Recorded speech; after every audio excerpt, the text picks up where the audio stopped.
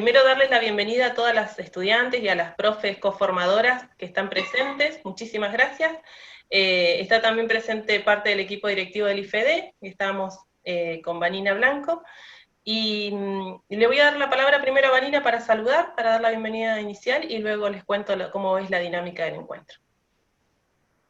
Bueno, muchísimas gracias. Bienvenido Silvio, un gusto, un placer que estés compartiendo el conversatorio, la charla junto a nuestros estudiantes del IFED, en conjunto también con las profesoras de enseñanza primaria de aquí de nuestra localidad, en el marco del proyecto que va coordinando Silvia de nuestra IFED. Así que bueno, un placer. Ayer veía uno de tus libros, Neuquén, Enseñar Neuquén, que está en PDF para poderlo bajar. La verdad que es muy lindo, muy didáctico lo que nos vas enseñando. Así que un placer, un gusto compartir con vos este conversatorio o esta charla que va a ser amena. Qué bueno. Muchísimas gracias. Vos sabés que estás hablando de un libro que yo escribí en el año 2001. 2001. Sí. Hace casi 20 años. ¿eh? Sí. Yo lo he Fue el segundo compartido. libro que escribí. Lo he Después del compartido. Neuquén para chicos y grandes. Claro, sí. Ahora vamos a comentar. Voy a poner por escrito lo que digo en los cursos, y así fue. Claro. Es el libro resultado de los primeros cursos. Mira. Es hermoso ese libro. Sí, Bueno, a mí me gracias, gusta mucho gracias. porque es muy ameno como para leerlo y más de las ciencias sociales, así que me parece excelente. Bueno, muchísimas gracias a ustedes. Bueno, Me siento como volviendo a trabajar en un instituto, les decía al principio. Bienvenido. Bueno, vamos a dividir la charla en dos partes. La primera parte, aproximadamente 40 minutos más o menos, va a estar a cargo del profesor, de Silvio, y lo que va a abordar es el tema que nos convoca, es la enseñanza de las ciencias sociales en la escuela primaria, el tratamiento tradicional de los contenidos y la enseñanza a partir de la problematización de la realidad social, que es su propuesta, ¿no? Después vamos a hacer unos 5 minutitos de pausa, que es muy probable que el Zoom nos abandone porque tiene los 40 minutitos, y luego nos volvemos a reconectar con el mismo link, ¿sí? Así que ahí seamos puntuales los 5 minutitos, preparamos el mate y volvemos a reconectarnos. Luego en la segunda parte, la idea es hacer una ronda de preguntas, también pueden ser intervenciones que quieran hacer, comentarios que quieran hacer, y para eso, para ordenar la palabra, les voy a pedir en el chat que ustedes vayan colocando ahí, levantando la manito, y yo las voy anotando, así podemos ordenar y que más o menos distribuir la palabra como para que a las 11 podamos dar por terminada la charla y cumplir con el tiempo que pactamos, ¿sí? Así que bueno, siempre pedimos que se silencien los micrófonos, están todos silenciados. Voy a comenzar yo con la presentación de Silvio para luego darle la palabra. Bueno, Silvio es docente, maestro, profesor y licenciado en Historia, egresado de la Facultad de Humanidades de la Universidad Nacional del Comahue. Se desempeñó muchos años como profesor en didáctica de las ciencias sociales en el IFED 12 de Neuquén, donde se jubiló. Es director de Pido la Palabra Editorial y ha sido militante de ATEN y dirigente. Ha escrito 7 libros: Neuquén para chicos y grandes, 1999, Enseñar Neuquén, 2001, Neuquén, preguntas para entender la ciudad, 2004, Para pensar y entender Río Negro, 2006, Neuquén, temas y problemas, 2012, Patagonia, temas y problemas, 2015, y su publicación más reciente, Río Negro, temas y problemas, 2018. Hoy continúa enseñando didáctica de las ciencias sociales, y con esta presentación le agradecemos la presencia y le doy la palabra al profesor. Muchas gracias, Silvio, y mute. Bueno, muchas gracias a ustedes por invitarme. ¿sí? Es un placer estar con ustedes y poder charlar, porque uno se realimenta con todo esto. Cuando uno es docente en actividad se está realimentando todo el tiempo, pero cuando te retirás y seguís haciendo esto, en época de no pandemia uno va y da cursos, ¿no es cierto? Pero la forma de realimentarme en este momento son charlas como estas, así que les agradezco yo a ustedes la posibilidad de conversar.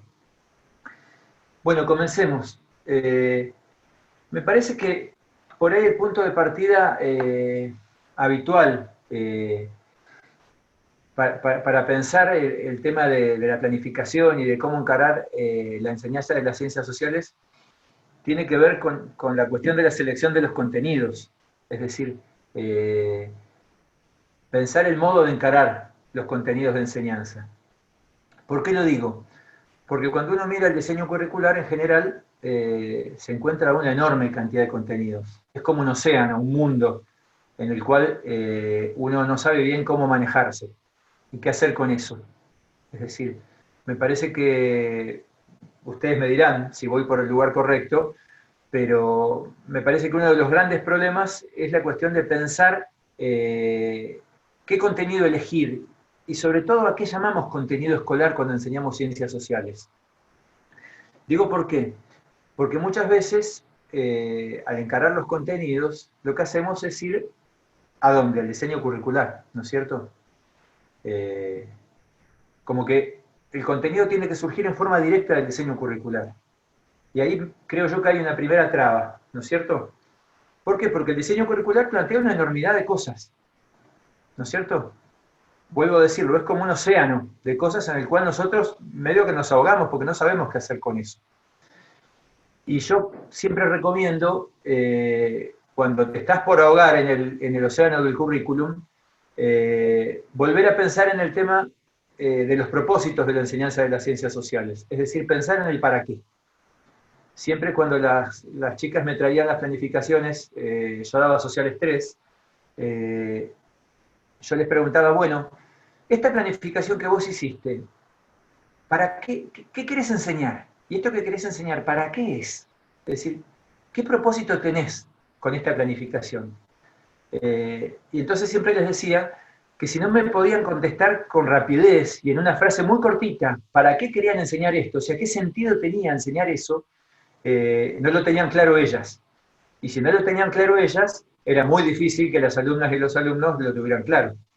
Es decir, cuando armás una planificación, ¿para qué? Porque lo que hacemos muchas veces es tomar un contenido del diseño y decir, bueno, voy a enseñar los mapuche. ¿Por qué voy a enseñar esto? Y porque está en el diseño, simplemente, porque corresponde, porque siempre se enseña, porque esto se hace así. Porque bueno, porque en segundo grado es el barrio, porque en tercero es la ciudad, porque en cuarto es la provincia, por tradiciones, digamos. Porque en quinto es Argentina, y no volvemos a la cuestión esencial, que es ¿para qué enseñamos ciencias sociales? Porque como que estamos atados a la norma, ¿no es cierto? Nos atamos excesivamente a la norma, e incluso a veces sin leer la norma. Por eso yo les traje la norma para que la podamos leer juntos. La norma es el diseño curricular, ¿no? Digo, para sentirnos liberados en este tema de poder pensar la enseñanza a partir de problemas. Porque pareciera que uno está planteando algo que está mal, que es muy loco, que no lo dice el diseño, que no corresponde. Bueno, el diseño curricular vigente de la provincia de Neuquén, digo para tranquilidad de todo el mundo, dice claramente, la enseñanza, estoy leyendo el diseño en la página 96. La enseñanza de las ciencias sociales resulta fundamental para la formación de un ciudadano crítico, con conocimiento tanto de sus derechos como de sus obligaciones, y con sentido de pertenencia comunitario, provincial y nacional. Al mismo tiempo, proporciona un ámbito donde niños y niñas puedan percibirse a sí mismos como sujetos sociales con potencialidades para intervenir en el mundo. Por lo anterior, para la formación de la ciudadanía, es clave la mediación de la escuela a partir de la enseñanza, reflexión y procesamiento de los hechos de la vida social en la actualidad y en el pasado. ¿No? Y dice más arriba, la enseñanza de las ciencias sociales pretende proporcionar a nuestros alumnos y alumnas las herramientas para comprender y explicar distintos modos de vida, las formas de organizar la producción y las prácticas políticas, junto con las ideas y creencias como la libertad, la justicia y la igualdad, que representan hasta hoy los mejores sueños de la humanidad. Y entonces plantea, dice, ¿desde qué perspectiva proponemos enseñar ciencias sociales? Digo para que quede muy claro que esto no es una propuesta re loca que hace Silvio Winderbaum, ¿está bien? Y que el tipo se le ocurrió y lo sacó de alguna galera, ¿está bien? Dice, la perspectiva que orienta esta propuesta de enseñanza, centrada en construir una visión global del mundo social, requiere considerar en forma articulada aspectos económicos, sociales, políticos y espaciales, superando la mera descripción para abordar el análisis y explicación de problemas relevantes, insisto, en la actualidad y en el pasado, para comprender que los procesos sociales no son consecuencia del destino, sino el resultado de acciones humanas, de un obrar de determinado modo. Reitero, miren qué importante, que los procesos sociales no son consecuencia del destino, es decir, no son cuestiones naturales, son producto de acciones humanas, ¿sí? Las sociedades, dice el diseño curricular aprobado por la provincia de Neuquén, que todos deberíamos estar aplicando en este momento, dice, lejos de vivir en armonía, están atravesadas por desigualdades y conflictos que deben ser analizados en el marco de las ciencias sociales.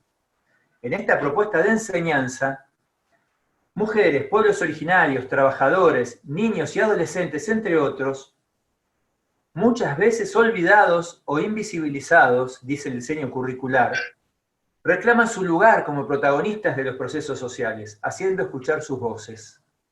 Es decir, esto es lo que dice el diseño aprobado, ¿está bien? Entonces nosotros, muchas veces con esto, en vez de enseñar por qué los mapuches reclaman territorios, nos ponemos a enseñar el cultrumi, la trutruca, ¿sí? Y los instrumentos musicales y la ropa de los mapuches. Y no los conflictos territoriales que los mapuches tienen hoy, ¿está bien? Es decir, consideramos a los contenidos como hechos de la naturaleza, ¿está bien?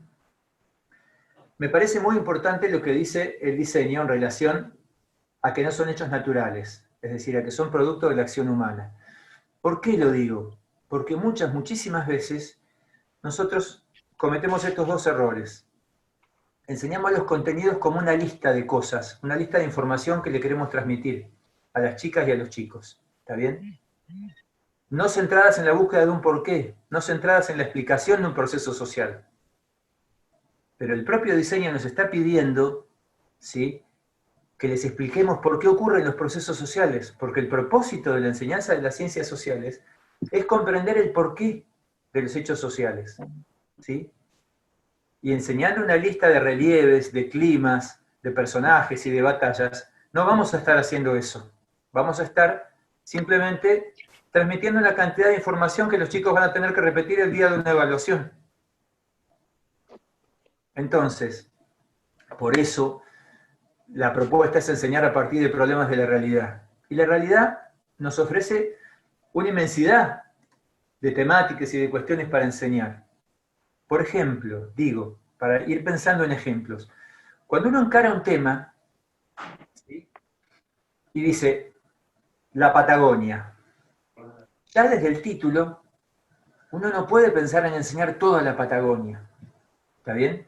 Ya el planteo de la Patagonia me está hablando de una descripción. Es decir, me está diciendo que voy a tener que enseñar todo el clima, todo el relieve, toda la historia de la Patagonia.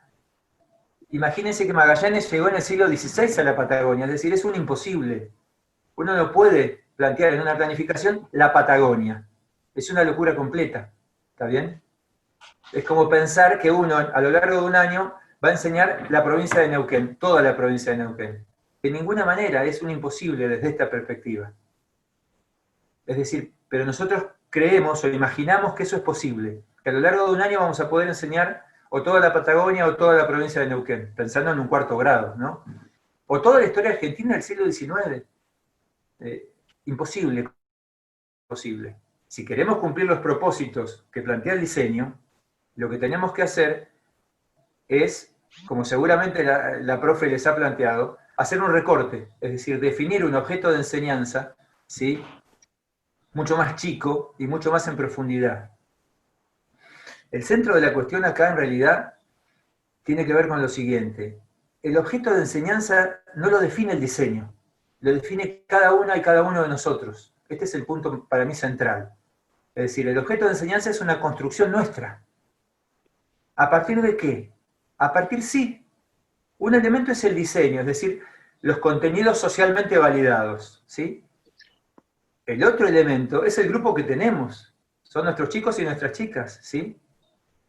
Y el tercer elemento es la ciencia de referencia, es decir, son las ciencias sociales. ¿está bien? Pero ni nosotros queremos formar historiadores, ni geógrafos, ni nada por el estilo, ¿sí? Ni el diseño nos está obligando a enseñar todo lo que dice ahí. Entonces nosotros, en función de esas dos cuestiones y del grupo de chicos que tenemos que definir nuestro objeto de enseñanza. Pero nuestro objeto de enseñanza va a ser una creación nuestra.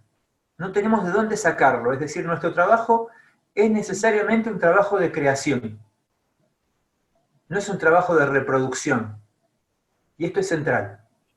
Central. Es decir, tenemos que pensar qué queremos enseñar y para qué. Porque si no, lo que vamos a estar haciendo nosotros es repitiendo. Y lo único que vamos a estar enseñándole a nuestros alumnos es a repetir, ¿sí? Es como cuando nosotros les damos a nuestras chicas y chicos un texto y les hacemos una pregunta que se responde con lo que el mismo texto dice. Y entonces nuestras alumnas y los alumnos dicen, señor, es de acá hasta acá, ¿no? Es decir, nos están diciendo, nosotros les estamos diciendo que hay que copiar, que su tarea va a ser copiar. Eso no es aprender, eso es copiar. O sea, aprender es otra cosa, por lo menos para mí. Es decir, nosotros no podemos preguntar lo que el texto ya dice. No podemos enseñarles a repetir, porque ¿saben una cosa? En el fondo, el metamensaje que nosotros estamos transmitiendo, cuando planteamos la enseñanza desde esta perspectiva, ¿saben qué les estamos diciendo? Vos estás acá en la escuela para obedecerme a mí. Porque acá el poder lo tengo yo. Y vos tenés que hacerme caso a mí. Y si yo te digo que repitas esto, repetí porque te va a ir bien repitiendo. ¿Se entiende? Copiá lo que yo te digo y vas a pasar de grado y vas a terminar la primaria. Es decir, estamos en una cadena de cumplimiento y de reproducción. ¿De qué cosa? Del orden vigente. Es decir, no estamos para nada cumpliendo, miren qué contradicción, ¿no? Creyendo que lo estamos haciendo exactamente lo contrario de lo que nos marca el diseño curricular. Que nos pide, por favor, que le enseñemos a nuestras chicas y chicos elementos para comprender la realidad en la que viven, ¿sí? Y en cambio nosotros les estamos enseñando a repetir, a copiar, a repetir contenidos. Y de lo que se trata, en realidad, si pensamos en verbos, cuando yo estudié el magisterio, la profe de didáctica nos hacía aprender una lista de verbos, ¿no? Inferir, deducir, bueno, todos los verbos que los chicos y las chicas tenían que hacer, ¿no? En el examen final de didáctica uno tenía que repetir la lista de los verbos. Me acuerdo perfectamente. Porque si no sabías la lista de los verbos, te echaba del final directamente. Es decir, no, ya estabas desaprobado. Entonces pensemos, ¿cuáles son los verbos que qué acciones le proponemos hacer a nuestros chicos y chicas? Es decir, ¿cuánto tiempo de nuestra clase nuestros chicos y nuestras chicas hablan? ¿Cuántos tiempos desarrollan sus propias ideas? ¿Cuánto tiempo hipotetizan? ¿Cuánto tiempo discuten entre ellos? ¿Está bien? ¿Cuánto tiempo realizan inferencias? Es decir, piensan por sí mismos a partir de la información que les estamos dando. ¿Me explico? Entonces, es una propuesta totalmente distinta. Porque en el fondo, si lo llevamos hasta el final, uno cuando enseña ciencias sociales puede dar solo dos mensajes. Si vos haces esto que dije al principio, es decir, enseñás la Patagonia y empezás con los climas patagónicos, el relieve patagónico, los pueblos originarios, y vas contando, ¿no? Como un relato, es decir, yo te lo cuento y vos lo repetís, ¿está bien? Que es lo que se hace habitualmente, lamentablemente. Cuando haces esto, en realidad, en el fondo lo que les estás diciendo es, miren, esta es la realidad, yo te la cuento, y a vos lo único que te queda es aceptarla tal como es, ¿sí? Y adaptarte a ella, ¿está bien? No lo estamos diciendo, pero en el fondo el mensaje es ese. Yo te cuento, esta es la realidad. Y vos no sos sujeto de esta realidad. Vos sos objeto de esta realidad. Si en cambio, en vez de decirle y plantear la planificación como la Patagonia, nos preguntamos, por ejemplo, ¿por qué la mayor parte de la Patagonia está ocupada por grandes estancias? Para dar una sola pregunta, ¿no?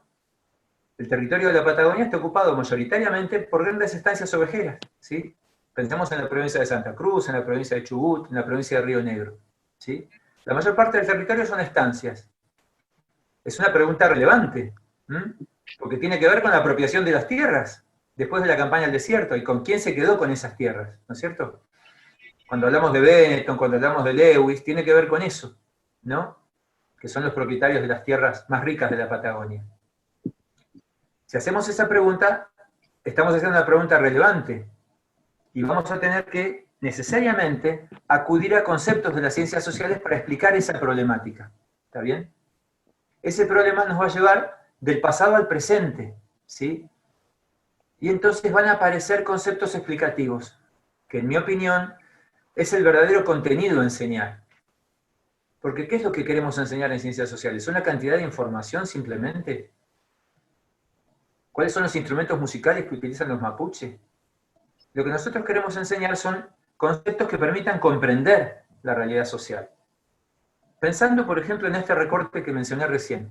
¿Por qué la Patagonia está mayoritariamente ocupado el territorio por grandes estancias? ¿Cuál sería el concepto central o los conceptos centrales a trabajar? Y yo creo que ahí, por ejemplo, podríamos trabajar el concepto de especulación inmobiliaria, ¿no? ¿Por qué? Porque la mayor parte de los territorios de la Patagonia fueron entregados, ¿sí?, a quienes habían participado en la campaña militar contra los pueblos originarios, ¿sí?, a precios absurdos, ¿sí? ¿Y ellos qué hicieron con esas tierras? Mayoritariamente especularon, es decir, esperaron a que tuvieran más valor para ocuparlas. Nunca se fueron a vivir esas tierras. Y eso es algo que todavía pasa hoy con la tierra en la Patagonia y en todo el país, es decir, la especulación inmobiliaria. Es un concepto que permite comprender tanto el pasado como el presente, ¿sí? Entonces, ¿cuál es el centro de lo que tenemos que enseñar? Conceptos que le pongan nombre a los procesos sociales. ¿A qué me refiero con conceptos? Pensemos, por ejemplo, en la cuestión del petróleo. Yo estoy con ustedes que son de Rincón de los Sauces, ¿no es cierto? Uno puede contar cómo se produce el petróleo y relatar, ¿no? La producción de petróleo, la extracción, ¿no es cierto? Cómo es el trabajo, la refinación, uno puede describir. Y no está mal que uno haga una descripción, porque la información es necesaria, ¿eh? Uno no puede enseñar ciencias sociales sin datos, uno necesita los datos. El problema es alrededor de qué organiza los datos, ¿no es cierto? Por ejemplo, en el primer libro que yo escribí, Neuquén para chicos y grandes, los datos alrededor de la cuestión petrolera están organizados alrededor de una pregunta. La pregunta es, cuando se acabe el petróleo, ¿qué va a pasar? Porque el petróleo, en los términos en que se decía antes, de recursos naturales, ahora hablamos de bienes naturales comunes, no de recursos naturales, es un recurso que se va a agotar, que se va a terminar. Por algo existe el fracking hoy. El fracking existe porque el petróleo se está terminando, entonces necesitan otras técnicas para extraerlo, de lugares mucho más difíciles, ¿está bien? Por eso hacen la fractura hidráulica. Antes no la hacían porque no necesitaban, porque había petróleo de más fácil extracción, ¿sí? La fractura hidráulica existe porque el petróleo se está terminando, ¿sí? Y en términos históricos, 20 o 25 años no es nada. ¿Y cuánto petróleo queda? 20 o 25, 30 años de petróleo. Imaginémoslo, ¿no es cierto? ¿Qué va a pasar? Bueno, ¿cuáles son los conceptos ahí, por ejemplo, a enseñar, si uno plantea esa problemática? O uno simplemente va a contar cómo se saca el petróleo, ¿no va a plantear el problema de que es un recurso que se va a terminar? ¿Sí? ¿No va a contar la historia, por ejemplo? ¿Qué es la historia de esta provincia? La historia de una economía, lo que llamamos economía de enclaves, es decir, de una economía basada en las actividades de tipo extractivo. Pensemos, por ejemplo, en una mina de carbón como la mina de San Eduardo, en las cercanías de Chosmalal, ¿sí?, que desapareció, o tantas minas que no existen más en la provincia de Neuquén. Fueron todos enclaves, es decir, lugares de donde se extrajo un recurso, y cuando se terminó de extraer el recurso, o por algún motivo dejó de ser un negocio, se retiraron. ¿Sí? Y si no, pensemos en la historia de Cutralcó y Plaza Huíncul, es decir, cuando fue la privatización. Pensemos en la historia, por ejemplo, en Río Negro de la mina de Sierra Grande, o de tantos lugares que tuvieron una economía extractiva, ¿sí? Entonces, hay muchos conceptos centrales para trabajar respecto, por ejemplo, de la cuestión del petróleo. sustentabilidad, extractivismo, sostenibilidad. Y lo rico de estos conceptos, lo rico de hacer un recorte, es decir, no describir toda la realidad, sino tomar un problema y profundizar, es que esos conceptos que nosotros vamos a estar trabajando son conceptos fuertemente transferibles a otras situaciones. Porque nosotros podemos centrarnos en el petróleo y vamos a trabajar 3 o 4 conceptos. Pero los conceptos que trabajemos alrededor del petróleo se aplican a la megaminería, se aplican al monocultivo de pinos, se aplican a toda la actividad extractivista, ¿sí? Entonces, esos conceptos van a ser herramientas que nuestras chicas y chicos van a tener ¿para qué? Para comprender la realidad social. Les doy un ejemplo para primer ciclo, por ejemplo. Con chicas y chicos de Jardín de Infantes, de sala de 5, una vez hicimos un recorte que se titulaba ¿por qué los juguetes, cuando los vemos en la tele, son tan grandes y cuando los vamos a comprar son tan chiquitos? ¿Sí? Es decir, el juguete cuando lo ves en la propaganda se mueve, es enorme, ¿sí? El nene le dice a la mamá, mamá, comprame el juguete. Entonces cuando lo van a comprar, no es el juguete que vieron en la propaganda, es un juguete pequeño, los accesorios se venden aparte, y entonces resulta que la tele los engañó. Bueno, esto surgió como una inquietud del jardín, ¿no es cierto?, del Jardín de Infantes. ¿Y a dónde nos llevó este recorte? Nos llevó a trabajar la cuestión del mensaje televisivo. A ver que lo que muchas veces la televisión nos dice no siempre es la verdad, ¿sí? Y que detrás de la tele hay sujetos sociales, que no es una pantalla, que no es natural, no es como el sol, como el viento, como la lluvia. Que detrás de la tele hay alguien que decide cuál es el mensaje que nos va a transmitir, ¿sí? O que va a enfocar muy grande un juguete que en realidad es muy chiquito, ¿sí? Y que eso no es verdad. Y a pensar por qué lo está haciendo, a pensar que nos quiere vender un juguete, ¿sí? Que quiere ganar dinero vendiéndonos un juguete y haciéndonos creer que el juguete es grande, y en realidad no es verdad. Entonces, de algún modo, les estamos empezando a transmitir a los chicos una serie de nociones, cuando son muy chiquitos todavía no son conceptos, son nociones, son ideas vagas, todavía medio borrosas, ¿sí? ¿Está bien? No vamos a poner en un pizarrón la palabra ganancia, ¿sí? Rentabilidad. Pero sí vamos a transmitir la idea de que el señor lo está haciendo con una intención. ¿Con qué intención? Ganar dinero. Ganar dinero vendiéndonos un juguete. ¿Se entiende? Es decir, le estamos comenzando a hacer comprender la lógica de funcionamiento de esta sociedad, ¿sí? ¿Por qué les digo? Porque en realidad nuestra función como docentes al enseñar ciencias sociales debiera ser, como dice el diseño curricular, por eso lo leí al principio, desnaturalizar. Es decir, que los chicos y chicas vean que los procesos sociales no son naturales. Es decir, que no ocurren porque sí. Muchas veces, cuando mis alumnas venían con las planificaciones de geografía, ¿no? Y me planteaban el clima, el relieve, las montañas, yo les decía, mira, con esta planificación tenés que ir a ver a la profe de naturales, no al profe de sociales. Le digo, porque esta planificación no es de sociales, es de naturales. Le digo, si no hay personas, si no hay conflictos, si no hay luchas, si no hay sufrimiento, si no hay alegría, si no hay proyectos, no es de sociales. Es decir, no hay personas. Es decir, estamos naturalizando los procesos sociales. Y en los procesos sociales hay conflictos. Vuelvo, lo dice el diseño, no lo digo yo. ¿Está bien? Entonces, si nosotros no abordamos esos conflictos, estamos presentando a la realidad social como si fuera natural. Y la realidad social es nuestra materia prima. Es decir, yo suelo usar artículos periodísticos para comenzar los temas. Lo hacía cuando era maestro, inclusive. ¿Por qué? Porque la realidad social es la materia prima. A partir de esos problemas de la realidad social, nosotros podemos abordar los contenidos del diseño curricular y elaborar nosotros nuestro objeto de enseñanza. Es decir, ¿qué queremos enseñar respecto del petróleo? ¿Sí? ¿Que es una actividad que no es sustentable así? Bueno, genial. ¿Que hay que hacer lo que dice la Constitución de la provincia de Neuquén? Que dice, y casi estoy leyendo textual porque me lo acuerdo de memoria, que con los fondos provenientes de la explotación del petróleo y el gas deben realizarse obras que constituyan beneficio permanente para la provincia de Neuquén o para la localidad donde esté la explotación. Esto está casi textual de la Constitución de la provincia de Neuquén. Entonces, uno quiere enseñar, ¿sí?, el concepto de diversificación productiva, del cual se habla en la provincia de Neuquén desde que tengo memoria, ¿sí? Es decir, dejar de depender solamente de los hidrocarburos, ¿sí? Y nuestra provincia cada vez más depende exclusivamente de los hidrocarburos, y nuestros salarios dependen de eso, ¿sí? Entonces, ¿es relevante o no es relevante esta cuestión? Yo creo que es muy relevante. Entonces, la construcción de nuestro objeto de enseñanza es la cuestión central, me parece a mí.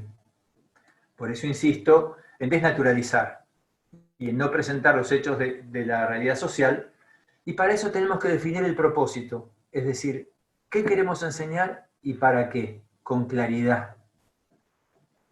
Los chicos y las chicas, por ejemplo, sobre todo los más chiquitos, piensan en algunas cosas también como fenómenos naturales.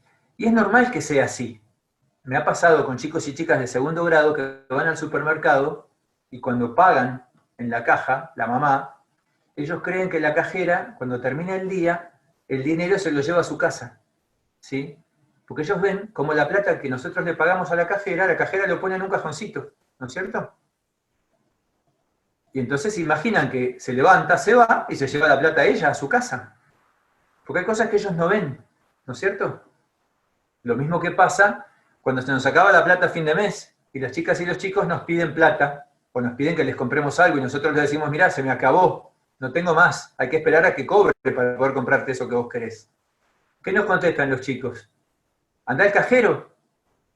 Anda al cajero porque el cajero te da. Si el cajero tiene plata, ¿por qué no vas al cajero y me compras eso que yo te estoy pidiendo? ¿No es cierto? Bueno, ahí hay sujetos que no están, ¿sí? Que están ausentes. De lo que se trata cuando hablamos de desnaturalizar la realidad social es de reponer esos sujetos, es decir, demostrar que estos sujetos existen. Que existe un sujeto llamado señor dueño del banco, ¿está bien? Que tiene nombre y apellido. Y que vive en un country de la ciudad de Buenos Aires, es decir, no son sujetos que no existen, ¿eh? Existen. Existen. Son los que se niegan a pagar el impuesto a las grandes fortunas ahora. ¿Está bien? Esos sujetos existen, son de carne y hueso, ¿sí? Los dueños de las estancias de la Patagonia también existen, ¿está bien? Lo que pasa es que en general se mantienen ocultos, ¿sí? El dueño del supermercado también existe, ¿sí? Es decir, lo que hacemos nosotros muchas veces es ocultar a los sujetos sociales. Y una planificación de sociales sin sujetos no es de sociales, sencillamente, es de naturales. ¿Sí? Tiene que haber sujetos, tiene que haber conflicto entre los sujetos, tiene que haber proyectos que hacen los sujetos. Y entonces vamos a las tres grandes categorías, que son tiempo, espacio y sujeto. Yo empecé por la última, ¿sí? Pero la primera es el tiempo. Es decir, ¿cómo consideramos al tiempo en ciencias sociales? No sé cuánto tiempo llevo hablando, así que díganme cuánto me queda, por favor. ¿Nos queda un ratito? Sí, 10 minutitos, 10, 15 más o menos, sí. Bueno, dale. ¿Está muy aburrido? No, no, no. Díganme, ¿no? Chicas. Bien. Bueno, para ir viendo qué cuestiones abordar antes de terminar. Cuando hablamos de tiempo, estamos hablando no de ponerle fecha a los acontecimientos, ¿sí? En general nosotros asociamos el tiempo a eso, a poner años, en qué año ocurrió tal cosa. Bueno, la categoría de tiempo no tiene nada que ver con eso. Aunque sí, haya que ponerle fechas a los acontecimientos, pero no es lo más importante. La cuestión de la categoría tiempo, que siempre tiene que estar, tiene que ver con comprender el presente y con enseñar que este presente es producto del pasado, ¿sí? Es exactamente lo que dice el diseño.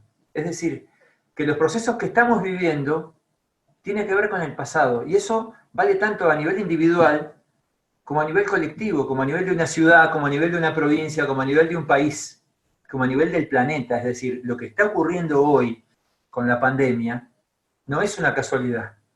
Si miramos el pasado inmediato de los últimos años, vamos a encontrar una serie de epidemias y de pandemias que ya nos estaban anunciando que venía esto, ¿sí? Lo que pasa es que esos videos se viralizaron ahora, pero había mucha gente que en los últimos años ya decía, ojo, ojo, porque va a venir un virus, ¿sí? Y va a paralizar toda la economía. Lo decía gente como Bill Gates, por ejemplo, es decir, nuestro presente es producto del pasado. Y empezar a explicarnos nuestro presente nos obliga a mirar para atrás necesariamente. Es decir, este presente no es una casualidad. Y esta cuestión de la categoría tiempo pensado como proceso, porque en realidad hoy estamos construyendo el futuro, ¿sí? ¿O ustedes creen, por ejemplo, que todo este cambio que está ocurriendo en estos meses no va a quedar para el futuro, por ejemplo? Toda esta consolidación, por ejemplo, de la economía de plataformas, o esto que estamos haciendo, de comunicarnos vía Internet, ¿no estamos configurando el futuro? Claro que estamos configurando el futuro. Este presente está configurando el futuro desde ahora. Entonces tenemos que pensar el tiempo como un proceso, y el presente apenas como un momento entre el pasado y el futuro. ¿Está bien? Yo muchas veces hago una pregunta que puede parecer pavota si quieren, pero les pregunto a los chicos y las chicas, ¿cuánto hace que ustedes creen que existen los países, las naciones, los estados? ¿No? Entonces se ponen a hacer cuentas y me dicen, 200 años. Bueno, ¿cuántos años hace que existe el ser humano sobre la Tierra, sobre el planeta? 200.000 años. A ver, pongamos sobre la balanza, ¿no? Los estados y los países existen hace 200 años. Y el ser humano sobre la Tierra existe hace 200.000 años, ¿no es cierto? ¿Qué son 200 años para la historia de la humanidad? ¿No es cierto? ¿Cuánto tiempo son 200 años? Si hace 400 años las naciones no existían, ¿ustedes creen que dentro de 400 años las naciones tal como las conocemos van a existir? La verdad que es absurdo pensar en eso. Es decir, cuando uno está pensando en el pasado, no está pensando en el pasado, ¿sí? Está pensando que el pasado fue muy diferente y el futuro va a ser muy diferente. Es decir, este presente no es fijo, no va a permanecer siempre así. Lo que la cultura dominante hoy nos quiere transmitir es que este presente va a ser así para siempre. Y eso no es verdad. Perdón que lo diga tan categóricamente. Eso no es verdad, estrictamente no es verdad. Es decir, la realidad va cambiando y va a seguir cambiando. Y el mejor ejemplo de eso es mirar para atrás. Es decir, hace 300 años los países no existían, las naciones no existían, las escuelas no existían. ¿Está bien? Las policías no existían. ¿Por qué dentro de 300 o 400 años van a existir? Sería absurdo. En todo caso, podrá existir las distopías que vemos en las series ahora, ¿no es cierto? Se transformará la realidad, para mejor o para peor. Y si es para mejor o para peor, depende de lo que hagamos en el presente. Entonces, trabajar la idea del proceso pone a nuestras chicas y chicos en el lugar de sujetos de esta realidad. Es decir, de personas que podemos modificar el presente y por lo tanto el futuro. ¿Está bien? Si nosotros naturalizamos el presente y lo consideramos como algo fijo, como algo que no va a cambiar nunca, que siempre fue así y que va a seguir siendo así, colocamos a nuestros chicos y chicas y nos colocamos nosotros mismos como espectadores de la realidad. Es decir, la estamos mirando pasar, no somos protagonistas de esta realidad. ¿Se entiende? Es decir, nosotros somos nuestro pasado. Nuestro ser se configuró en el pasado, nuestro ser social se configuró en el pasado. Es decir, las cosas que hacemos, las cosas que pasan en nuestra sociedad tienen que ver con el pasado. Y lo que hacemos hoy tiene que ver con el futuro, lo estamos construyendo hoy. ¿Está bien? Sin embargo, hoy, entre la gente más joven, entre las chicas y chicos, hay una frase que es, esto es lo que hay. Es lo que hay, ¿no es cierto? O sea, no importa por qué ocurrió. Y enseñar ciencias sociales es justamente hacerlos pensar en por qué ocurrió y por qué ocurre lo que ocurre. Sea lo que sea. La pregunta es ¿por qué? Siempre ¿por qué? ¿Por qué pasa esto? ¿No es cierto? Entonces, la categoría tiempo creo que es central y está en cualquier planificación de sociales. Los conceptos de los que hablé antes son los que nos permiten ir y volver del pasado al presente y conectar ese pasado con este presente. ¿Está bien? Cuando pensamos, por ejemplo, por qué se capitalizó la ciudad donde hoy se encuentra Neuquén, ¿sí? Y piensa que la gente que compró esas tierras a fines del siglo XIX, las compró porque sabía que por ahí iba a pasar el ferrocarril, ¿sí? Y que eran proveedores del Estado. ¿Les suena la palabra proveedores del Estado en la provincia de Neuquén? ¿No? Bueno, eran proveedores del Estado, ¿saben? Casimiro Gómez era proveedor del Estado, proveía arneses y monturas para los caballos del ejército. Era un talabartero. Pero era cuñado de Figueroa Alcorta, que era el vicepresidente, es decir, tenía un conocido en el gobierno nacional. Y se enteró que el ferrocarril iba a pasar por la confluencia, ¿sí? Y era socio de Carlos Buquer Roldán, y consiguió que lo designaran gobernador de la provincia de Neuquén, que en ese momento no era elegido, ¿no es cierto?, el gobernador de la provincia de Neuquén. Y con esa influencia en el gobierno nacional consiguieron trasladar la capital del territorio desde Chosmalal, donde vivía toda la población del territorio, a donde ahora se encuentra la capital, ¿sí?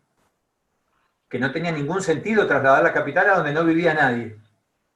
El único sentido que tenía era el de acomodar de algún modo, alinear al territorio de Neuquén con el modelo nacional, que era el modelo agroexportador en esa época, ¿no es cierto? Que las capitales de las provincias estuvieran en línea con el ferrocarril que llevaba los productos a Buenos Aires.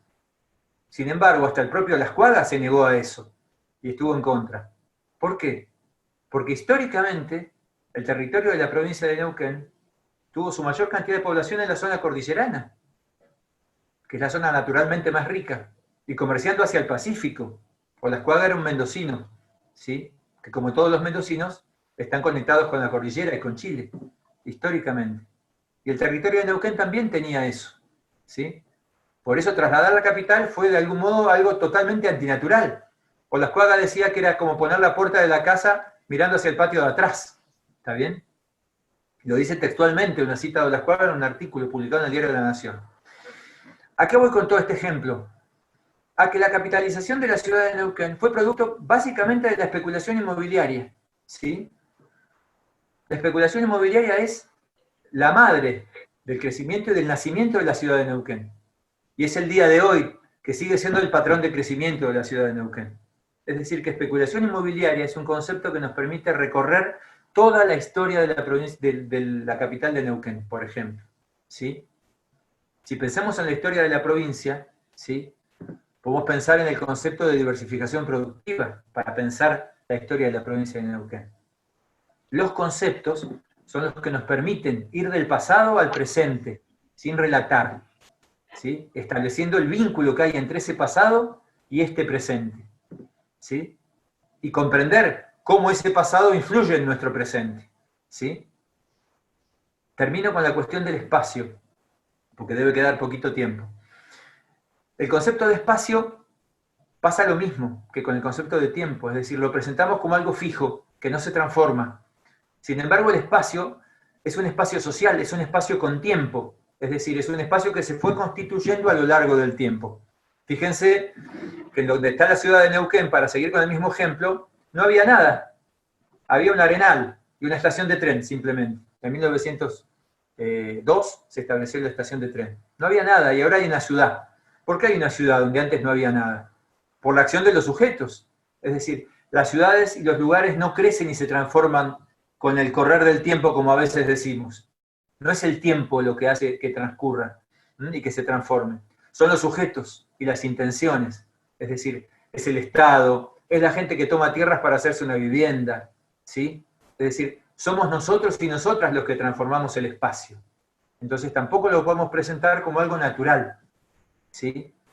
Siempre doy el ejemplo de los ríos de Neuquén. Nosotros los enseñamos como si fueran algo natural. Y decimos el río Limay confluye con el río Neuquén, que forman el río Negro y que van a parar al océano Atlántico, como si todo eso no estuviera intervenido por la sociedad, ¿no es cierto? Pero resulta que a veces vamos al río y el agua nos llega a los tobillos, y al día siguiente vamos al río y el agua nos llega hasta el ombligo. Y eso no tiene nada que ver con el régimen natural del río, ¿no es cierto? Digo, no pasa solo con el Limay, pero en el Limay es donde más pasa porque hay más represas, ¿sí? Y eso no tiene nada que ver con el régimen natural del río, tiene que ver con la producción de energía hidroeléctrica, ¿sí? Y con empresas y con la demanda de energía.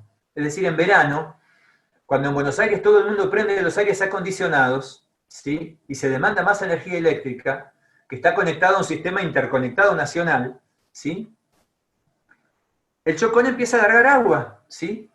Y entonces en los balnearios de la ciudad de Neuquén, el agua sube, ¿sí? Y el río Negro también sube, y las chacras costeras se inundan muchas veces. ¿Y eso con qué tiene que ver? ¿Con el régimen natural del río? No. Tiene que ver con la demanda de energía eléctrica. Entonces, enseñar los ríos sin sujetos no tiene ningún sentido, porque estamos más mintiendo que diciendo la verdad, ¿sí? Estamos más ocultando que diciendo lo que hay que decir, ¿sí? Nuestros ríos están intervenidos por la sociedad, ¿sí? Bueno, en definitiva, creo que tiempo, espacio y sujeto son los conceptos nodales, ¿sí? Y los contenidos centrales a trabajar son esos conceptos que le ponen nombre a los procesos sociales, ¿está bien? Entonces tenemos que pensar en achicar nuestra mirada para mirar en profundidad y enseñar conceptos que a los chicos y las chicas les permitan, diría una compañera mía, Norma García, que fue mi gran maestra en esto de la enseñanza de las ciencias sociales, leer la realidad social. Es decir, ellos puedan mirar la realidad social y decir, ah, esto es ganancia, ah, esto es especulación inmobiliaria, ah, esto no es sustentable. O sea, puedan mirar lo que les ocurre a su alrededor y poder comprender qué está pasando, ¿sí? Y poder comprender que detrás de eso que pasa hay sujetos, hay intenciones, ¿sí? Y que no es natural, y que no ocurre porque sí. Bueno. Bueno, muchísimas gracias, Silvio. Las chicas dicen acá muy, muy interesante, súper interesante. Vamos a hacer el cortecito de 5 minutitos, arreglamos el mate, y si se produce la desconexión nos volvemos a conectar con el mismo link inmediatamente. 5 minutitos, ¿sí? Nos tomamos 5 minutitos y las chicas ya van formulando sus preguntas. Yo me quedo. Buenísimo. Ahí estamos de vuelta. Bueno, Silvio, te comento los temas y para que vos distribuyas más o menos la extensión de tu respuesta en relación a las preguntas que hay. Hay 5 o 6 preguntas y los temas son cómo evaluar con una propuesta constructivista como la que vos te estás planteando. Alrededor otra pregunta en relación a las efemérides, que cada una de las chicas la va a formular sus preguntas, pero estos son los temas: las efemérides, la virtualidad y el tema portezuelo del viento, cómo vincularlo y cómo trabajarlo, digamos. Pero ellas van a formular las preguntas, yo solamente comento los temas, y Victoria, se me fue el chat. Y Victoria va a hacer también su pregunta, no la alcancé a anotar. Bueno, le damos la palabra a Débora para que formule su pregunta. Hola, buenos días. Hola, Débora. Buenos días. Bueno, una de las primeras preguntas o que se me ocurrió después de escuchar toda la charla, que es muy enriquecedora y muy buena, es cómo sería, porque ya desde los libros, las propuestas de sus libros son planteadas desde problemáticas y debates, pero ¿cómo podemos evaluar desde esta perspectiva constructivista? ¿Cómo se puede llegar a evaluar? Bien, la pregunta remite a la cuestión de para qué evaluamos, ¿no? Es decir, ¿evaluamos para acreditar? O sea, ¿evaluamos para controlar? ¿Es una herramienta de control la evaluación? ¿Qué es la evaluación? ¿No es cierto? Digo, preguntémonos eso primero, porque también tenemos que ponernos de acuerdo en esto. Si evaluar es simplemente para cumplir un requisito burocrático, bueno, nada, no estamos hablando de planillas acá, es decir, estamos hablando de enseñar y aprender. Entonces, evaluar es tratar de ver cuánto aprendieron de lo que yo les quería enseñar, es decir, cuánto se acercaron del punto en el que estaban cuando empezamos, ¿sí?, al punto en el que intento hacer un corte evaluativo. Evaluativo. Digo, no herramienta de control y de castigo. ¿Está bien? ¿Qué es la evaluación? Ya sé que el sistema educativo es lo que es. O sea, digo, trabajé 30 años en el sistema educativo y lo sé perfectamente. Pero creo que lo primero que tenemos que hacer es ponernos de acuerdo en qué significa evaluar. Si lo que estamos evaluando es cuánto se acercaron a nuestro propósito, es decir, cuánto pudieron acercarse a esos conceptos que nosotros queríamos transmitirle, digo porque el aprendizaje es un proceso de aproximaciones sucesivas. Entonces, muchas veces no llegan a decir el concepto redondo, tal cual como nosotros quisiéramos que lo formulen, pero ¿pudieron acercarse a eso? ¿Modificaron sus hipótesis iniciales? Es decir, si estamos pensando en la evaluación como un momento más del aprendizaje, lo que se denomina evaluación formativa, ¿está bien? Está bien. Yo sé que esto no es lo que se hace habitualmente, ¿no? Porque uno no tiene el recuerdo de demasiados exámenes finales en los cuales sale diciendo cuánto que aprendí en este final, ¿no? En general son herramientas de control. Y esto es lo que en general pasa. Ya lo sé. O sea, no es que yo ignore eso. Pero de lo que se trata en realidad es de pensar la evaluación como una evaluación que sirva para aprender. Nosotros para aprender respecto de cómo lo enseñamos, y a nuestro alumno y alumna, para acercarse a los conceptos que le queremos transmitir, es decir, empiezan a tener una idea, por ejemplo, de a qué nos referimos con el concepto de especulación inmobiliaria. Se fueron acercando a la concepción de sustentabilidad. ¿Está bien? Es decir, por ejemplo, empezaron a comprender qué significa, si queremos enseñar, si es que lo que nos proponemos depende, por supuesto, de nuestros propósitos. Pero supongamos que nuestro propósito es visibilizar sujetos, por ejemplo. ¿Logramos que vayan visibilizando esos sujetos? O sea, evaluamos en función de nuestros propósitos. ¿Se fueron acercando a esos propósitos? No estamos pidiéndoles que repitan lo que nosotros les dijimos, ¿sí? Ni que lleguen a una conclusión cerrada, terminada. Porque supuestamente el conocimiento es algo que se construye todo el tiempo y que no está terminado. Entonces el corte evaluativo es apenas un momento en el cual, ¿qué estamos viendo? ¿Se acercaron o no a lo que nosotros buscábamos? Esta es la mirada.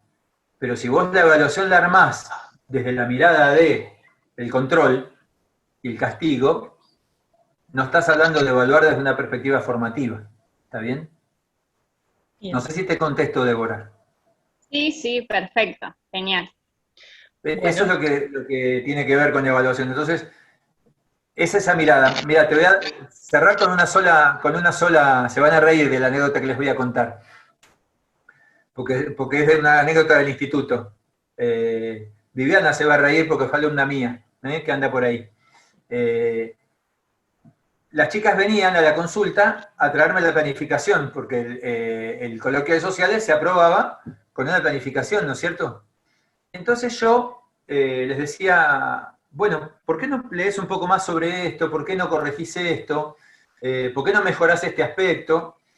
Y entonces muchas veces las chicas a las 2 semanas volvían con la planificación y no le habían cambiado casi nada, digamos. Le habían cambiado, no sé, 2 frases, un punto, una coma y el título. Entonces yo lo leía y decía, pero no cambiaste nada. Bueno, pero corríjame, profe, por favor. Es lo que los chicos quieren, que le corrijas. Es decir, que le pongas la nota. ¿Está bien? Pero yo te estoy corrigiendo, es decir, eso es lo que estoy haciendo. Te estoy diciendo, te estoy devolviendo, estoy evaluando. Eso es lo que estoy haciendo. Estoy evaluando tu trabajo. Pero evaluar es eso, ¿entendés? Devolver y decir, mirá, me parece que esto está bien, que esto lo puedes mejorar. ¿Por qué no profundizás acá? Me parece que este concepto no está claro. Eso es evaluar. Pero las chicas y los chicos están formados en la idea de, póngame la nota, déjese de joder, terminemos con este trámite.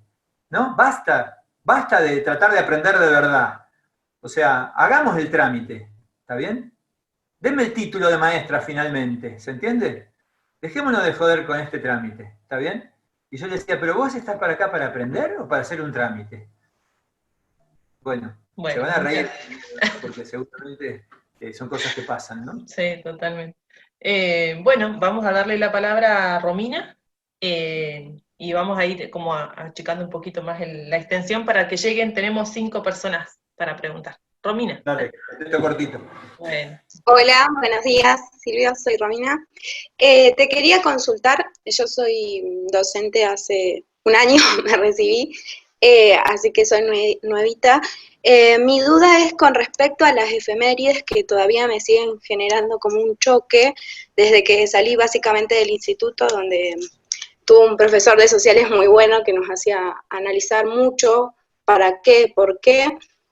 Y llego a la escuela y me encuentro con que todavía se sigue enseñando tradicionalmente las efemérides y tienen que estar el libro con el recorte.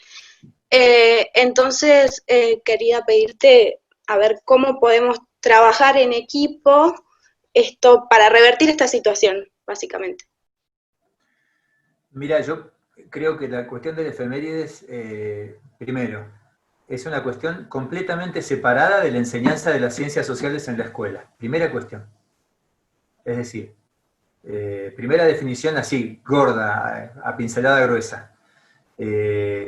¿Por qué? Porque es una cuestión institucional, es una decisión que toma la institución como tal, es un acuerdo institucional, la cuestión de la efemérides. Es decir, justamente la propia palabra efeméride va en contra de nuestro concepto de tiempo. Es decir, efeméride es algo efímero, algo que pasa, que es un momentito, es recordar algo. Cada institución tiene que decidir qué cosas quiere recordar, cómo las quiere recordar, qué cosas que no están en el calendario oficial quiere recordar, ¿sí? Y qué importancia le va a dar a cada recordatorio, ¿se entiende? Entonces, lo primero que creo es que ninguna planificación de ciencias sociales tiene que estar atada a las efemérides. Ninguna, ninguna. Son dos cosas totalmente diferentes. Segundo, que la efeméride es una cuestión institucional. Es decir, que en primer lugar, de las efemérides es una decisión que toma la institución como tal. En primer lugar, entonces, el equipo directivo de la institución. ¿Está bien? Y que es un trabajo colectivo que no tiene que ver, con el programa de ciencias sociales de cada grado. No tiene que ver. Es decir, ¿por qué? Y lo voy a decir así, clarito. Porque no hay que enseñar historia argentina hasta quinto grado. No hay que enseñar historia argentina hasta quinto grado. Lo digo por tercera vez. No. No. ¿Por qué? Porque para comprender cualquier cosa de la historia argentina se requiere una cantidad enorme de variables que ningún chico que tenga menos de 11 años puede comprender. Es decir, si estamos intentando enseñar historia argentina en los primeros grados, lo único que vamos a estar haciendo es infantilizar el proceso histórico. Es decir, nadie va a poder comprender antes de los 11 años las causas de la Revolución de Mayo, o de la Declaración de la Independencia, o la relación entre el capitalismo inglés y las invasiones inglesas. Es decir, son cosas para chicos más grandes. Entonces, pensemos los actos escolares en función de otra cosa, ¿sí? Y cierro, para darles un solo ejemplo. Para el Día del Maestro en una escuela primaria de Neuquén una vez hicimos un congreso educativo, fíjense lo que hicimos, y discutimos sobre la escuela, ¿eh? Y cada grado trabajó un tema distinto, es decir, hicimos la parte formal del acto y después cada grupo fue a su aula a trabajar con una consigna distinta de acuerdo a su edad, ¿sí? Y los chicos más chiquitos hablaron de su escuela, de lo más concreto, ¿sí? Y pensaron en las cosas que necesitaban en su escuela. ¿Y saben qué hicieron los chicos de primer grado para el Día del Maestro ese día? Después de discutir toda la mañana, pidieron un banquito. ¿Saben para qué era el banquito? Para que lo pongan en el kiosco de la escuela. Porque los chicos en el recreo no podían comprar golosinas. Y no llegaban a la ventanita, porque eran muy bajitos. Y los chicos más grandes siempre compraban en el kiosco. Y el recreo terminaba y no podían comprar.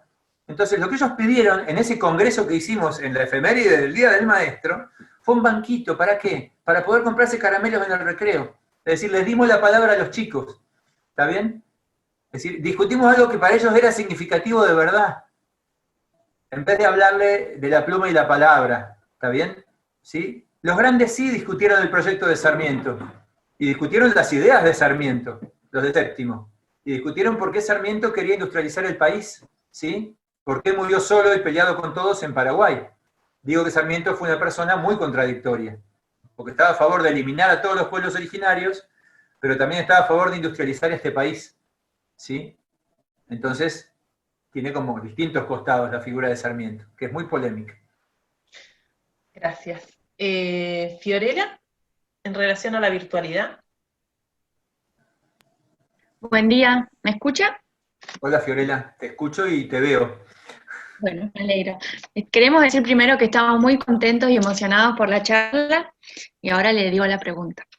Teniendo en cuenta que usted nos dijo que esta práctica de la virtualidad llegó para quedarse, ¿qué lugar cree que pasaría a ocupar la escuela como institución?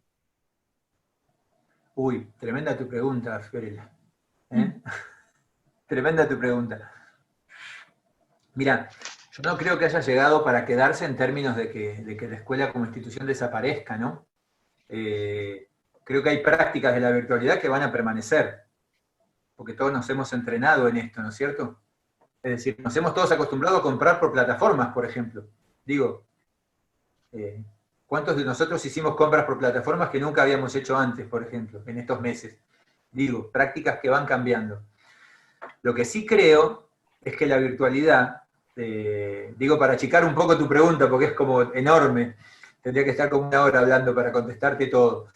pero sí creo que la virtualidad tiene un montón de contras. Yo creo en la presencialidad, no en la virtualidad. Es decir, creo en el intercambio de energías, porque creo que todos transmitimos una energía y que en la presencialidad eso se puede hacer mucho mejor. ¿Está bien? Creo en el diálogo, es decir, una propuesta de este tipo sin diálogo es muy complicado de llevar adelante. Es decir, creo sobre todo en la presencialidad. Así que para mí toda esta situación de pandemia y de virtualidad tiene todo de malo, por decirlo de algún modo. Si tiene algo de bueno, si un elemento podemos contar como algo bueno, es que de algún modo las chicas y los chicos no están encerrados en el aula. Es decir, la presión de la institución no es tan fuerte. Los chicos y las chicas directamente hacen clic y se desconectan. No quiero, chau, me voy. Y en el aula no pueden hacer eso. ¿Está bien? En el aula los tenemos encerrados. Nos tienen que aguantar. Entonces, cuando la propuesta es mala, nos tienen que aguantar igual. ¿Está bien? En cambio ahora, simplemente se desconectan. Acá hay un montón de nombres que yo no veo. Pueden estar en cualquier lado, que no están acá. Los chicos pueden hacer eso perfectamente. ¿Está bien? Y yo imaginarme que están ahí. Entonces, de algún modo, tenemos que pensar en relajar esta cuestión. Nos obliga a pensar propuestas de enseñanza que los tengan, que les interese, que sean interesantes. ¿Se entiende? En ese sentido creo que nos obliga a pensar la enseñanza en otros términos.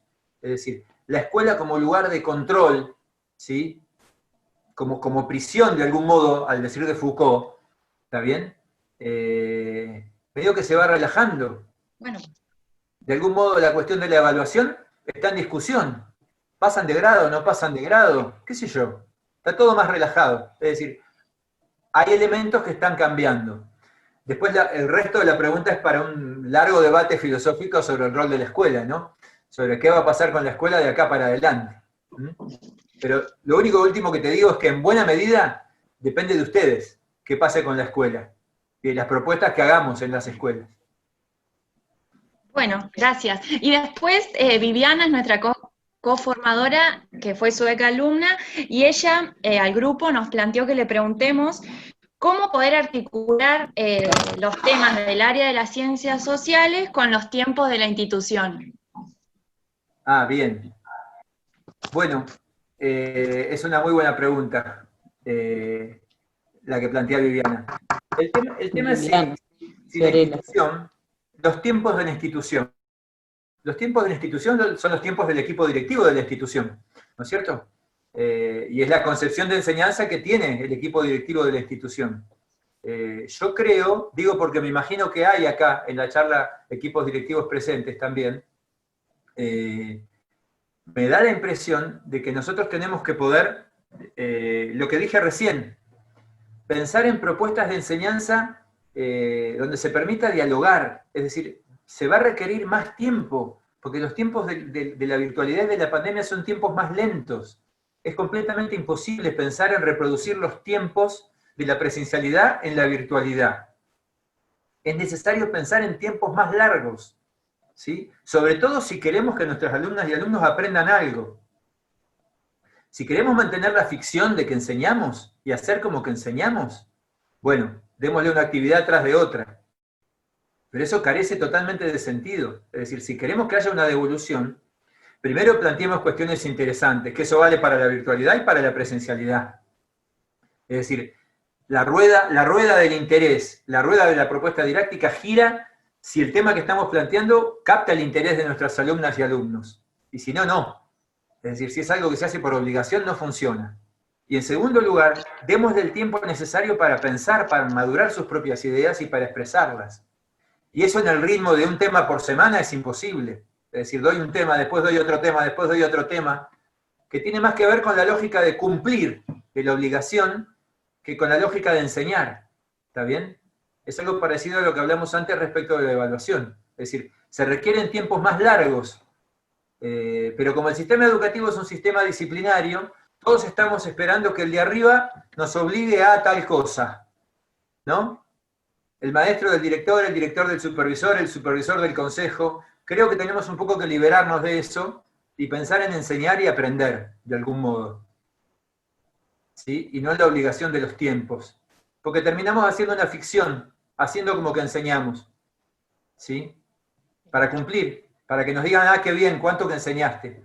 En el aula esto pasa llenando cuadernos, muchas hojas. Mirá todos los temas que dio. Yo lo di, dicen las compañeras, yo este tema lo di. Si vos lo diste, pero lo aprendieron, es decir, que lo hayas dado significa que se aprendió, que vos enseñaste significa que el otro aprendió. Bueno, muchas veces se identifica enseñanza con aprendizaje, y bueno, no siempre ocurre, Fiorella. ¿No? Bueno, Viviana, muchas la que hizo gracias. la pregunta. Bueno, sigue Victoria y Ayelén para finalizar. ¿Sí? Victoria. Buenos días.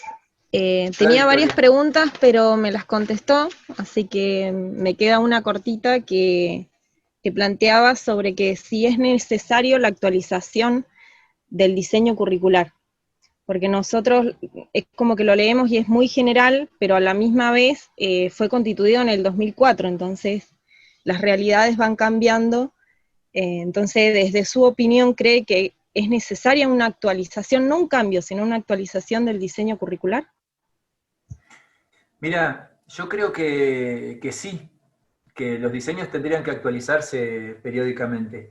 Si pensás en el diseño curricular para nivel primario de la provincia de Neuquén, yo creo que sobre todo tendría que ser un diseño que ayude más a armar planificaciones, es decir, un diseño más didáctico. Es decir, no tanto desde el deber ser, sino desde el ayudar a construir objetos de enseñanza, que es la gran dificultad. ¿Está bien? Es decir, no tanto poner, debemos enseñar tales contenidos, sino ayudar a enseñar objetos de enseñanza, a construir objetos de enseñanza. Creo que sí. De todos modos, el trabajo de construir objetos de enseñanza es nuestro. Es decir, nuestra única referencia, vuelvo al principio, no puede ser el diseño curricular. Por decirlo claramente, de estudiar no nos salvamos, es decir, de estudiar los temas. Estudiar hay que estudiar. Y ahí me pongo antiguo, o sea, me pongo tradicional. Es decir, hay que saber. Nadie puede enseñar aquello que no sabe. No hay con qué darle a eso, chicas. Eso es así. ¿Está bien? Pero saber no es repetir. Es conocer un tema en profundidad. No tenés que saber todo. Es decir, tenés que conocer un tema. No te hace falta conocer toda la historia de Neuquén, toda la historia de la Patagonia, porque si no es inabarcable. ¿Está bien? Porque ustedes son maestras de matemática, de lengua, y no tienen que saber todo. Nadie les está pidiendo que sepan todo. Simplemente que manejen el recorte que están eligiendo. En ese sentido, tenés que estudiar el tema y achicar para estudiar ese problema que estás planteando y nada más. Entonces, hace falta un diseño que ayude más. Creo que sí. Igual el marco teórico del diseño no está mal. El problema básico no está en el diseño. Está en cómo construimos nosotros en la práctica proyectos de enseñanza.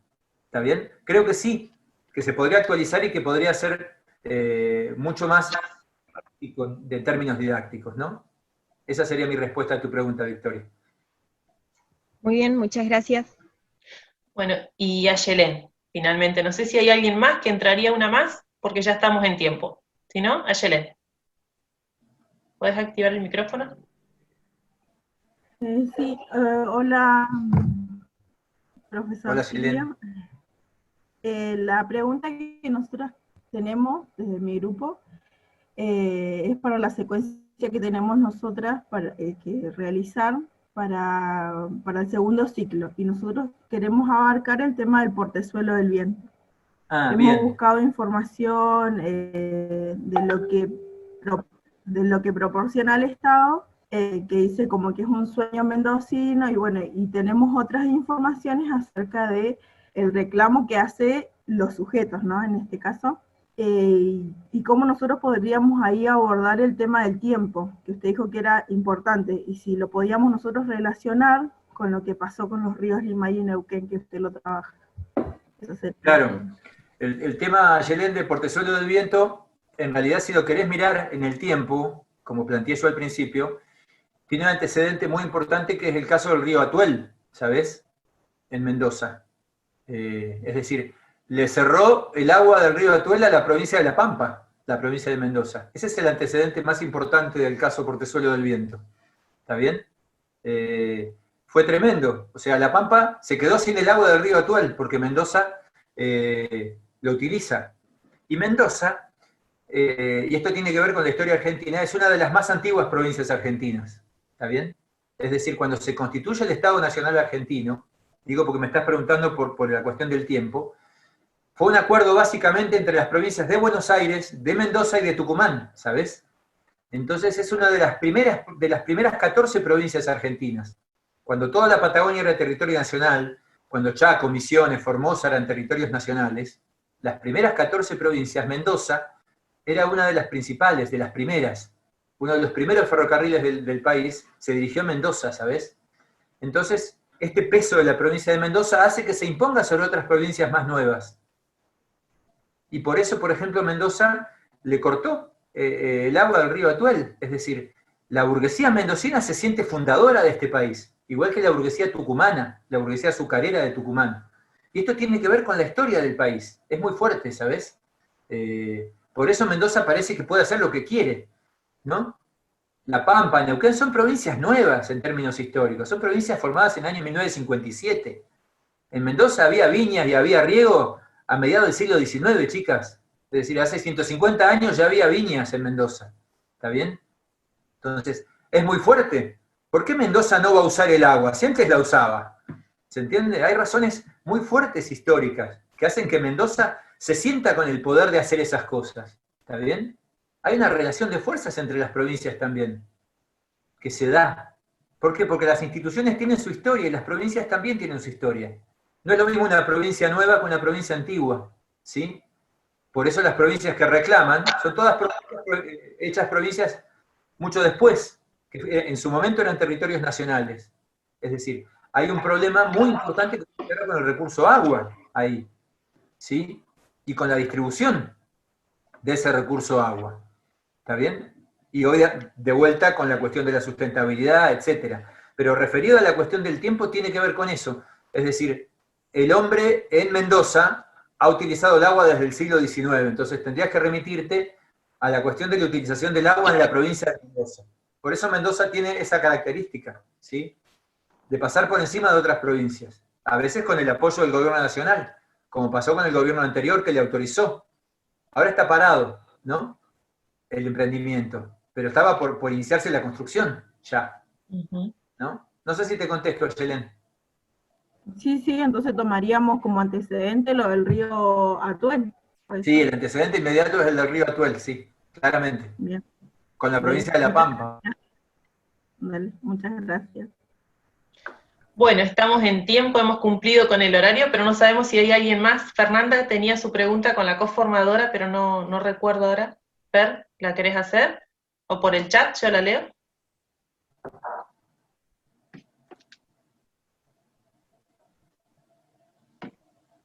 Bueno, vos tuviste. Sí. Vos tuviste. Profe, está en el chat la pregunta, Fernanda no puede ayudar en el A ver, si mutean ahí me fijo. ¿Esta de Fernanda es? Sí, Fernanda. Ah, la estoy leyendo. Ahí está. ¿Cómo podemos llevar las problemáticas actuales a nuestros estudiantes de un primer o segundo ciclo? Bueno, donde observamos que por su edad quizás no podemos exponer temas tan complejos. Es verdad, está muy buena tu pregunta, Fernanda. ¿Sabés qué creo que tenemos que enseñarle a los chicos y chicas más pequeños? Que esto que dije al principio, pero con ejemplos muy simples. Este presente es producto del pasado. Es decir, ¿por qué vivís en Rincón de los Sauces? Y porque mi papá se vino a vivir a Rincón de los Sauces porque la empresa lo trasladó, por ejemplo. Por eso vivo en Rincón de los Sauces. Es decir, el pasado de mi familia condiciona este presente. Es decir, enseñarles que este presente es producto del pasado. ¿Está bien? Con cuestiones muy simples, porque no se trata de trabajar de lo cercano a lo lejano, como todavía alguna gente supone. Se trata de trabajar de lo simple a lo complejo.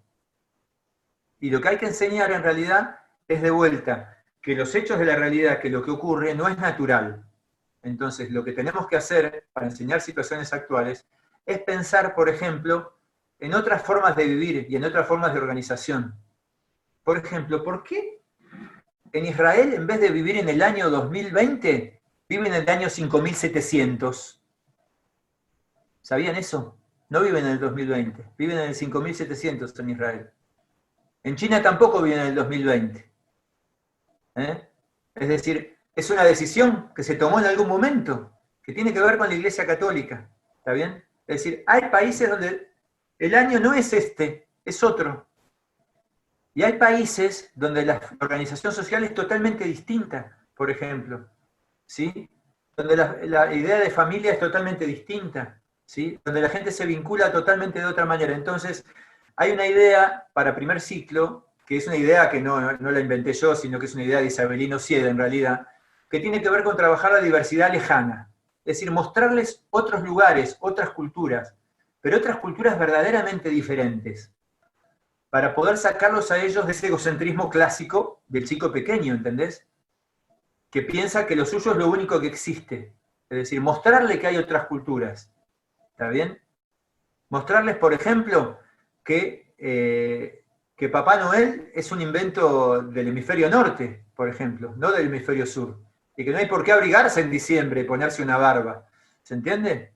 Y comer nueces y almendras. ¿Está bien? Que tiene muchas calorías y nosotros nos morimos de calor.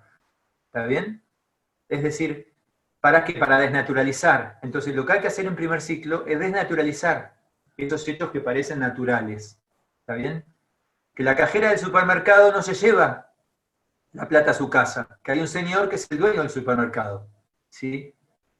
En el supermercado, por ejemplo, pensar de dónde traen esas cosas del supermercado. Es decir, cosas sencillas, que desnaturalicen lo que se ve. Entonces, si vamos al supermercado con los chicos, vamos a ver que en algún lugar dice oferta, ¿no es cierto? Y vamos a ver que después en el estante de abajo hay algo más barato que la oferta, ¿sí? Pero en la cabeza de la góndola dice oferta, para que compremos eso. Sin embargo, abajo hay algo más barato. Es decir, para mostrarnos que en realidad hay sujetos con intenciones, que nos ponen un cartelito de oferta de algo caro. Y ahí enseñamos no solamente sociales, sino que enseñamos matemática, enseñamos naturales, porque en primer ciclo sociales lo enseñamos con naturales también. ¿Está bien?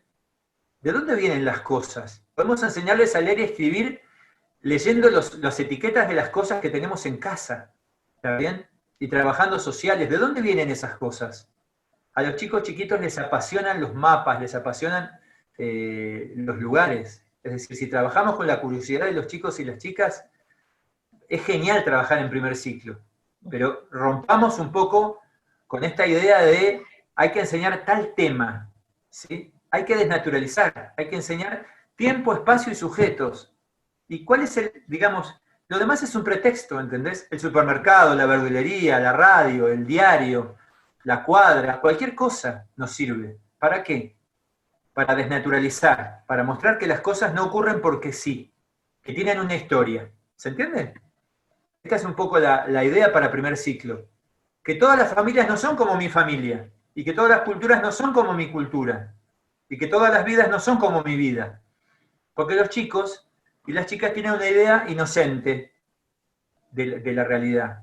Entonces, de algún modo, nuestra idea en primer ciclo es romper con esa naturalización, ¿está bien?, de la realidad. Esta es un poco la propuesta para primer ciclo.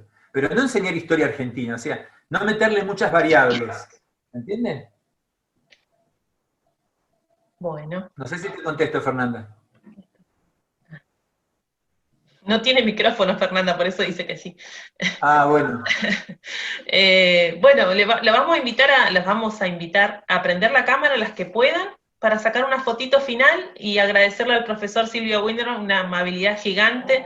Hemos adquirido algunos de los libros, Silvio, que a través mía hemos hecho, y estamos leyendo y estamos trabajando y dentro de las perspectivas que vos proponés y que, bueno, trabajamos con las estudiantes. Así que muy agradecidas y vamos a sacar la fotito y mañana las invitamos a la se me va Silvio. A la charla. A la charla sobre pueblos originarios.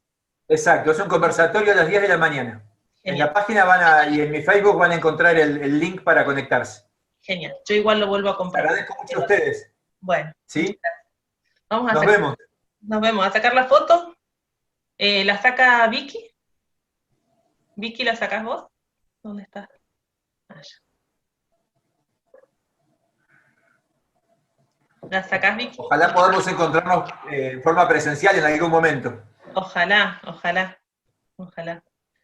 Que esté muy bien, muchas gracias. Muchas gracias, Silvia. Chau, chau. Muchas gracias, Silvio. Gracias, gracias, Silvia. Gracias a Gracias, todas estudiante. Gracias. las profes. Muchas gracias. Nos vemos. Chau, chau. Chau, chau.